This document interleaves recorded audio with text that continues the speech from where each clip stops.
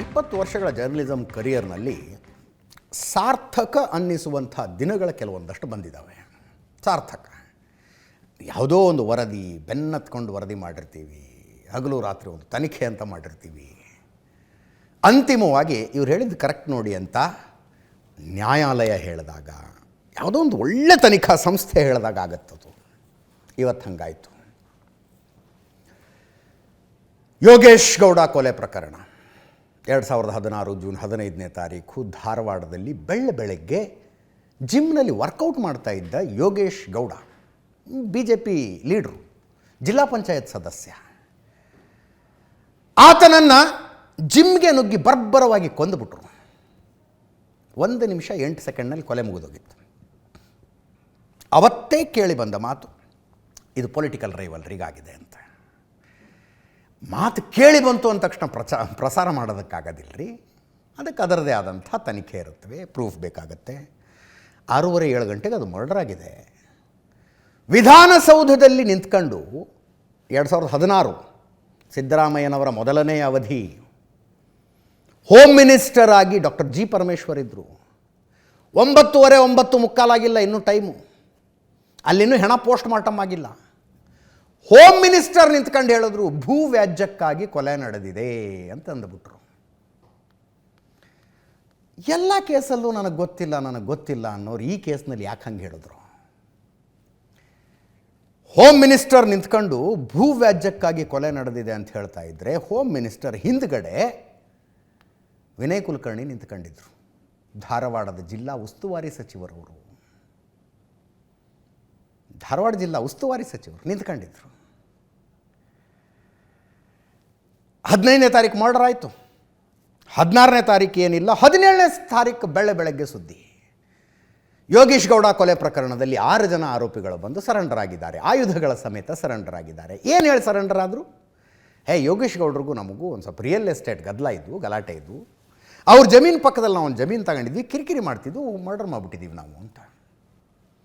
ಪೊಲೀಸರು ಆರೋಪಿಗಳನ್ನು ಕರ್ಕೊಂಬಂದರು, ಆಯುಧಗಳನ್ನು ತಗೊಂಬಂದರು, ಚಾರ್ಜ್ ಶೀಟ್ ಬರೆದು 90 ದಿನದಲ್ಲಿ ಚಾರ್ಜ್ ಶೀಟ್ ಹಾಕಿ ಮುಗೀತು ನಮ್ಮ ಕೆಲಸ ಅಂದರು.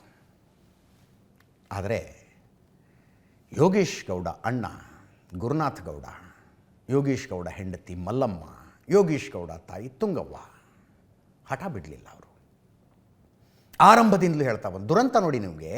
15ನೇ ತಾರೀಕು ಮರ್ಡರ್ ಆಗುತ್ತೆ, 14ನೇ ತಾರೀಕು ಯೋಗೇಶ್ ಗೌಡಗೊಂದು ಪತ್ರ ಬಂದಿರುತ್ತೆ, ಕೈ ಬರಹದಲ್ಲಿ ಬರೆದ ಪತ್ರ.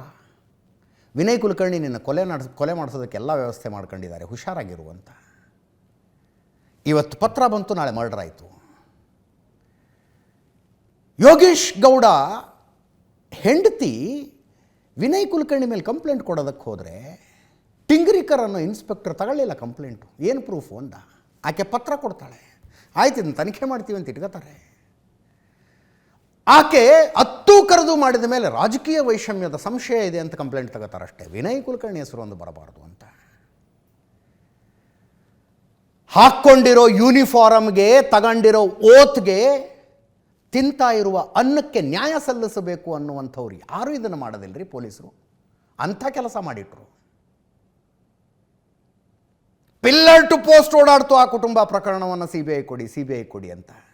ಹೆಂಗೆ ಕೊಡ್ತಾರೆ? ಕಾಂಗ್ರೆಸ್ ಗೌರ್ಮೆಂಟ್ ಇದೆ, ಆರೋಪ ಇರೋದು ಕಾಂಗ್ರೆಸ್ ನಾಯಕರೊಬ್ಬರ ಮೇಲೆ. ಅವರು ಮಿನಿಸ್ಟರು, ಧಾರವಾಡ ಜಿಲ್ಲೆಯ ದೊಡ್ಡ ಲೀಡ್ರು, ಲಿಂಗಾಯತ ಪಂಚಮಸಾಲಿ, ಕೊಲೆಯಾದವನು ಲಿಂಗಾಯತ ಪಂಚಮಸಾಲಿ.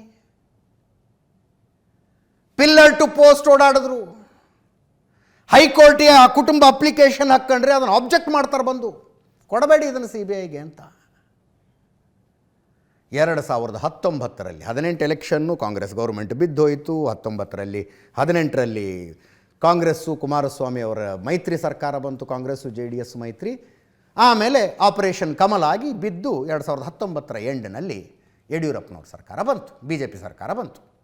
ಬಂದ ತಕ್ಷಣ ಅವರದನ್ನು CBI ಕೊಟ್ಟರು. CBI ತನಿಖೆ ಶುರುವಾಯಿತು. ಒಂದಲ್ಲ ಎರಡಲ್ಲ ಈ ಪೊಲೀಸರು ಮಾಡಿದ ಹಲ್ಕಟಗಿರಿಗಳು ಹೊರಗೆ ಬಂದದ್ದು. I am controlling my self. ನನ್ನನ್ನು ನಾನು ಕಂಟ್ರೋಲ್ ಮಾಡ್ಕೊತಾ ಇದ್ದೀನಿ. ಇವತ್ತು ಬೂಟ್ ನೆಕ್ತಾ ಇದ್ರು ಇವರು ವಿನಯ್ ಕುಲಕರ್ಣಿದು ಧಾರವಾಡದ ಪೊಲೀಸರು. ಈ ಕೇಸ್ ಇದೆಯಲ್ಲ, ಕರ್ನಾಟಕದ ಪೊಲೀಸಿಂಗ್ಗೆ ಒಂದು ಬ್ಲ್ಯಾಕ್ ಸ್ಪಾಟ್ ಇದು, ಕಪ್ಪು ಚುಕ್ಕೆ ಅಂಥ ಪ್ರಕರಣ ಇದು. ನೀವು ನೋಡಬೇಕಾ ಚಾರ್ಜ್ ಶೀಟನ್ನು. ಕೊಲೆ ಮಾಡುವುದಕ್ಕಿಂತ ಮುಂಚೆ ವಿನಯ್ ಕುಲಕರ್ಣಿ ಹಿರಿಯ ಪೊಲೀಸ್ ಅಧಿಕಾರಿಗಳನ್ನು ಮತ್ತು ಕೊಲೆಯ ಮೂಲ ಸೂತ್ರಧಾರನನ್ನು ಕರೆಸಿ ತಮ್ಮ ಫಾರ್ಮ್ ಹೌಸ್ನಲ್ಲಿ ಮೀಟಿಂಗ್ ಮಾಡ್ತಾರೆ ಅಂತಿದೆ. ಅದರಲ್ಲಿ ಮೀಟಿಂಗ್ ಮಾಡ್ತಾರೆ, ಹೆಂಗೆ ಕೊಲೆ ಮಾಡೋದು ಅಂತ ಚರ್ಚೆ ಆಗುತ್ತೆ. ಅದು ಇದೆಲ್ಲೋ ಯು ಪಿಲಿ ನಡೀತಾ ಇತ್ತು, ಬಿಹಾರದಲ್ಲಿ ನಡೀತಾ ಇತ್ತು ಅಂತ ಕೇಳಿದ್ವಿ ನಾವು. ಅದು ಯಾವ ಚಂದಕ್ಕೆ ಧಾರವಾಡಕ್ಕೆ ವಿದ್ಯಾಕಾಶಿ ಅನ್ಬೇಕಪ್ಪ. ಇಂಥದ್ದು ನಡೆದಿದೆ ಅಲ್ಲಿ. ಪೊಲೀಸರು, ಕ್ರಿಮಿನಲ್ಗಳು, ಪಾಲಿಟಿಷಿಯನ್ಸು ಸೇರ್ಕೊಂಡು ಒಂದು ಕೊಲೆ ಮಾಡೋದು ಹೆಂಗೆ ಅಂತ ಚರ್ಚೆ ಮಾಡೋದು, ಕೊಲೆ ಮಾಡೋದು, ಆ ನಂತರ ಅದನ್ನು ಮುಚ್ಚಾಕೋದು ಹೆಂಗೆ ಅಂತ ವ್ಯವಸ್ಥೆ ಮಾಡೋದು. ಹಾಕಿ ಚಪ್ಪಡಿ ಕಲ್ಲಿ ಎಳೆದ್ಬಿಟ್ರೆ ಆ ಕೇಸಿನ ಮೇಲೆ. ಈಗ ಬಂದಿದೆ ಒಬ್ಬೊಬ್ಬರಿಗೆ ಟಿಂಗ್ರೀಕರ್ ದೋಷಿ ಅಂತ ಸಾಬೀತಾಗಿದೆ. ಉಳಿದವರು ಉಲ್ಟಾ ಪಲ್ಟಾ ಸಾಕ್ಷಿ ಹೇಳಿದ್ರಲ್ಲ, ಸುಳ್ಳು ಸಾಕ್ಷಿ ಹೇಳಿದ ಪ್ರಕರಣ ದಾಖಲು ಮಾಡಿ ಇವ್ರ ಮೇಲೆ ಅಂತ ಜಡ್ಜ್ಮೆಂಟ್ನಲ್ಲಿದೆ. 2017ರಲ್ಲಿ ನೋಡಿ, ಪೊಲೀಸರು ಮುಗಿಸ್ಬಿಟ್ರು ಇದನ್ನು, ಚಂದ ಕೇಸ್ ಮುಗಿಸಿದ್ರು. 2017ರಲ್ಲಿ 17 ಸೆಪ್ಟೆಂಬರ್ನಲ್ಲಿ ಇನ್ನೊಬ್ಬ ಪೊಲೀಸು DYSP ತುಳಜಪ್ಪ ಸುಲ್ಪಿ ಅಂತ, ಆತ ಗುರುನಾಥ ಗೌಡ್ರ ಹತ್ರ ಹೋಗ್ತಾನೆ, ಯೋಗೇಶ್ ಗೌಡ್ರ ಅಣ್ಣನ ಹತ್ರ. ಕೇಸ್ ಮುಗಿದುಬಿಟ್ಟಿದೆ, ಯಾಕೆ ಸುಮ್ಮನೆ ಬಡದಾಡ್ತೀಯ ಮಿನಿಸ್ಟ್ರ್ ವಿರುದ್ಧ, ಅವ್ರ ಹತ್ರ ಗನ್ ಇದ್ದಾವೆ, ಜನ ಇದ್ದಾರೆ, ಭಾಳ ಚಂದ ಎದುರಿಸುವಿಕೆ ಕಲೆ ಇದು. ಗುರುನಾಥ ಗೌಡ್ರ ಹತ್ರ ಹೋಗಿ ಹೇಳೋದು. ಗುರುನಾಥ ಗೌಡರು ಒಂದು ಶಾಣೆತನ ಮಾಡಿದ್ರು. ಇದೇ ವಿಷುವಲ್ ನೋಡಿ, CCTV ಫುಟೇಜ್ ಇದು. ಆ ಬ್ಲೂ ಟಿ ಶರ್ಟ್ನಲ್ಲಿರುವ ವ್ಯಕ್ತಿ ತುಳಜಪ್ಪ ಸುಲ್ಫಿ. ಅದು ಒಂದು ಕೇಸ್ ಆಗಿದೆ, ಸಾಕ್ಷಿಗಳಿಗೆ ಬೆದರಿಕೆ ಹಾಕಿದ ಕೇಸು. ಅದು CBIಗೆ ಬರುತ್ತೀಗ. ಗುರುನಾಥ ಗೌಡರು CCTV ಫುಟೇಜ್ ಸೇವ್ ಮಾಡಿಟ್ಕೊಂಡ್ರು, ಜೊತೆಗೆ ತಮ್ಮ ಮೊಬೈಲ್ನಲ್ಲಿ ರೆಕಾರ್ಡ್ ಮಾಡ್ಕೊಂಡ್ರಿ ಎಲ್ಲವನ್ನು. ಅದನ್ನು ರಾಜ್ಯದ ಜನರಿಗೆ ತೋರಿಸ್ಬೇಕು ಅಂತ ಅನೇಕ ಚಾನಲ್ಗಳ ಹತ್ರ, ಮಾಧ್ಯಮಗಳವ್ರ ಹತ್ರ ಹೋದರು. ಎಲ್ಲೂ ಆಗಲಿಲ್ಲ. ಫೈನಲಿ ನಮ್ಮ ಹತ್ರ ಬಂದರು. ಏಷ್ಯಾನೆಟ್, ಸುವರ್ಣ ನ್ಯೂಸ್. ನಮ್ಮ ಬಗ್ಗೆ ನಾವೇ ಹೇಳ್ಕೋಬಾರ್ದು, ಭಾಳ ಗಂಭೀರವಾಗಿ ತಗೊಂಡ್ವಿ ನಾವು ಅದನ್ನು, ಬಹಳ ಗಂಭೀರವಾಗಿ ತಗೊಂಡ್ವಿ. ಧಾರವಾಡದಲ್ಲಿ ಇಂಥದ್ದು ನಡೆಯುತ್ತಾ? ಧಾರವಾಡದಲ್ಲಿ ಇದಾದ ನಂತರ ವಿನಯ್ ಕುಲಕರ್ಣಿ ಈ ಗುರುನಾಥ ಗೌಡರನ್ನು ತಮ್ಮ ಫ್ರೆಂಡ್ ಮಹೇಶ್ ಶೆಟ್ಟಿ ಅನ್ನೋರು ಮನೆಗೆ ಕರೆಸ್ಕೊಂಡು ಅಲ್ಲಿ ಧಮಕಿ ಹಾಕೋದು. ಬಿಟ್ಟು ಬಿಡು ಇದನ್ನು, CBIಗೆಲ್ಲ ಕೊಡಬೇಕು ಅಂತೇಳಿ ನೀನು ಕೋರ್ಟ್ಗೆ ಹೋಗಂಗಿಲ್ಲ. ಬಿಡಲಿಲ್ಲ ಮನುಷ್ಯ, ಹೋಯಿತು CBIಗೆ. ಒಂದು ಮರ್ಡರ್ ಕೇಸಿನ ಇನ್ವೆಸ್ಟಿಗೇಷನ್ ಹೆಂಗೆ ನಡೀಬೇಕು ಅನ್ನೋದಕ್ಕೆ ಎಕ್ಸಾಂಪಲ್ ಅನ್ನುವ ರೀತಿಯಲ್ಲಿ ಚಾರ್ಜ್ ಶೀಟ್ ಕೊಟ್ಟರು ನೋಡಿ CBIನವರು. ಇದನ್ನು ನೋಡಿದ ಮೇಲೆ ನನಗೆ ಅರ್ಥ ಆಗಿದ್ದು, ಯಾಕೆ ಜನ CBI ತನಿಖೆ ಕೊಡಿ, CBI ತನಿಖೆ ಕೊಡಿ ಅಂತಾರೆ ಅಂತ. ಬಸವರಾಜ್ ಮುತ್ಗಿ ಆ್ಯಂಡ್ 5 ಅದರ್ಸ್ ಹೋಗಿ ಸರೆಂಡರ್ ಆಗಿದ್ದು ಪೊಲೀಸರಿಗೆ. ಅವರು ಮರ್ಡರ್ನಲ್ಲಿ ಇರಲೇ ಇಲ್ಲ. ಅವರು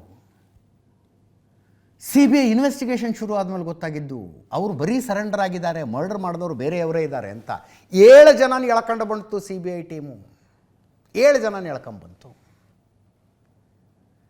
ಅಂತಿಮವಾಗಿ ವಿನಯ್ ಕುಲಕರ್ಣಿ ಹೆಗಲಿ ಕೈ ಹಚ್ಚಿದ್ರು. ಟೋಟಲ್ಲು 21 ಜನ ಆರೋಪಿಗಳಿದ್ರಲ್ಲಿ. ಆರೋಪಿಗಳ 21 ಜನ. ಆನಂತರ ಕೇಸ್ ಎಲ್ಲೆಲ್ಲಿಗೋ ಹೋಯಿತು, ಏನೇನೋ ಆಯಿತು. ಅದರ ನಡುವೆ ಸಾಕ್ಷಿಗಳಿಗೆ ಬೆದರಿಕೆ. ಸಾಕ್ಷಿ ಹೇಳೋದಕ್ಕೆ ಹೋಗೋಕ್ಕಿಂತ ಮುಂಚೆ ಪೊಲೀಸರು ಪ್ರಕರಣದ ಸಾಕ್ಷಿಗಳನ್ನು ತಮ್ಮ ಜೀಪ್ನಲ್ಲಿ ಕೂಡಿಸ್ಕೊಂಡು ವಿನಯ್ ಕುಲಕರ್ಣಿ ಫಾರ್ಮ್ ಹೌಸಿಗೆ ಕರ್ಕೊಂಬರೋದಂತೆ. ಅಲ್ಲಿ ಕಟಕಟೆಯಲ್ಲಿ ನಿಂತ್ಕೊಂಡು ಏನು ಉತ್ತರ ಕೊಡಬೇಕು ಅನ್ನೋದನ್ನು ಅವ್ರಿಗೆ ಹೇಳಿಕೊಡೋದು, ಆಮೇಲೆ ಅವ್ರನ್ನ ಕೋರ್ಟಿಗೆ ಕರ್ಕೊಂಬರೋದು. ಎಲ್ಲರೂ ನೋಡಿದ್ದೀರೇನ್ರಿ ಇಂಥವನ್ನೆಲ್ಲ? ಪೊಲೀಸರು ಕರ್ಕೊಂಡು ಬರೋದು.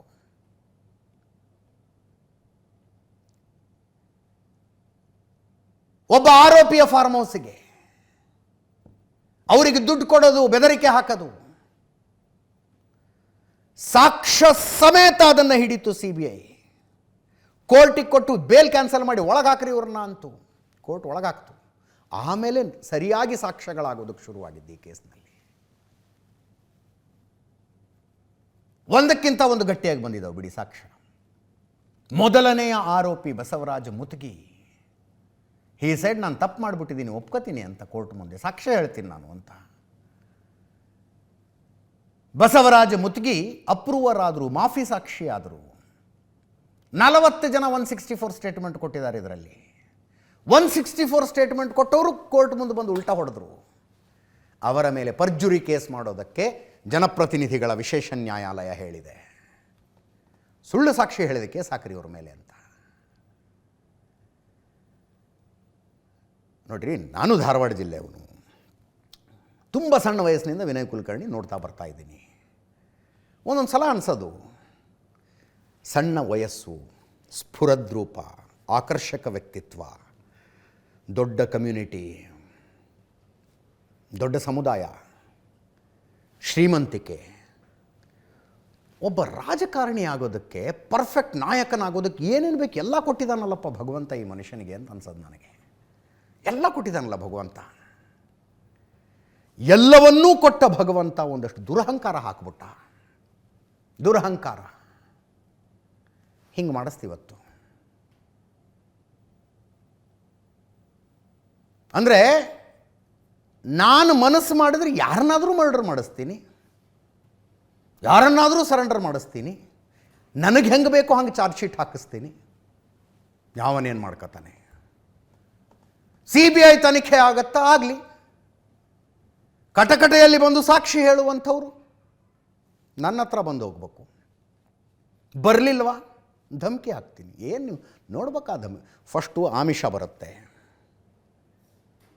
ಆಮೇಲೆ ರಿಕ್ವೆಸ್ಟ್ ಬರುತ್ತೆ. ಎರಡೂ ಆಗದೆ ಹೋದರೆ ಧಮಕಿಗಳು. ಎಷ್ಟು ಚಂದ ಧಮಕಿಗಳು ಅಂತೀರಿ ನೀವು. ಯಾಕೆ ಬೇಕು? ನೀವು ಬೆಂಗಳೂರಾಗಿರೋರು, ವಯಸ್ಸಾಗಿರೋ ಅಪ್ಪ ಅಮ್ಮ ಅಷ್ಟೇ ಊರಲ್ಲಿರ್ತಾರೆ, ನಿಮಗೆಲ್ಲ ಯಾಕೆ ಬೇಕು ಇವೆಲ್ಲ ಅಂತಾರೆ. ಕೇಳಿಸ್ಕೊಂಡ್ರೆ ಧಮಕಿ ಅಂತ ಕೂಡ ಅನ್ನಿಸ್ಬಾರ್ದವು. ಅವರೇನ್ರಿ 10 ಮಾಡಿದ್ದಾರೆ, ಇನ್ನೊಂದು ಮಾಡಿದರೆ 11ನೇದಾಗತ್ತಷ್ಟೇ. ನೀವು ಕುಟುಂಬಸ್ಥರು, ಸಂಭಾವಿತರು ನೋಡಿ ಅಂತಾರೆ.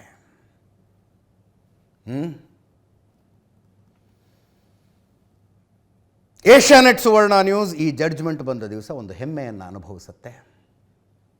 ಯಾವ ಆಮಿಷ, ಧಮಕಿ, ಬೆದರಿಕೆ ಇವ್ಯಾವುಕ್ಕೂ ಮಣಿಯದೆ ಪೊಲೀಸರಿಗಿಂತ ಒಂದು ಹೆಜ್ಜೆ ಮುಂದೆ ಹೋಗಿ ನಾವು ಇನ್ವೆಸ್ಟಿಗೇಷನ್ ಮಾಡಿದ್ವಿ. ಕೊಲೆಗೆ ಬಳಸಿದ ಕಾರನ್ನು ಪೊಲೀಸರು ಮೆನ್ಷನ್ ಕೂಡ ಮಾಡಲಿಲ್ಲ. ನಾವು ತೋರಿಸಿದ್ವಿ ಇಂಥಲ್ಲಿದೆ ನೋಡ್ರಿ ಕಾರದು ಅಂತ. ಪೊಲೀಸ್ ತನಿಖೆಯ ಲೂಪೋಲ್ಗಳನ್ನು ಒಂದೊಂದಾಗಿ ನಿಮ್ಮ ಎದುರಿಗಿಡ್ತಾ ಬಂದ್ವಿ. ಸಾಕ್ಷ್ಯನಾಶದ ಪ್ರಯತ್ನ, ಸಾಕ್ಷಿ ಸಮೇತ ನಿಮ್ಮೆದುರಿಗಿಟ್ವಿ ನಾವು. ಪ್ರಕರಣ ದಿನದಿಂದ ದಿನಕ್ಕೆ ಟೈಟ್ ಆಗ್ತಾ ಬಂತು. ಅಂತಿಮವಾಗಿ ಶಿಕ್ಷೆಯಾಗಿದೆ. ಜರ್ನಲಿಸಮ್ ಕರಿಯರ್ನಲ್ಲಿ ಮತ್ತೊಂದು ಸಾರ್ಥಕತೆಯ ಕ್ಷಣ ಅಷ್ಟೆ.